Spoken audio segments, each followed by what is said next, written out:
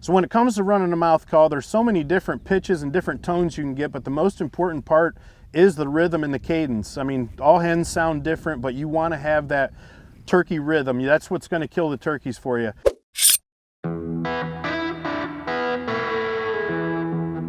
So once you're comfortable with your sound and your rhythms, you can start working on different other tones like clucks and cuts.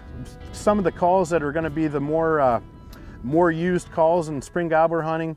One thing that I like to do to add realism to my calling is throw little, I like to call them stutter clucks, in between my yelps. And it's something that you spend time in the woods, you'll hear hens, she'll start off her sequence,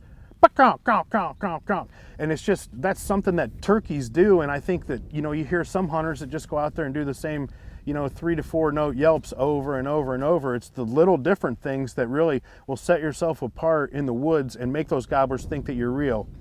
And this is what I like to do.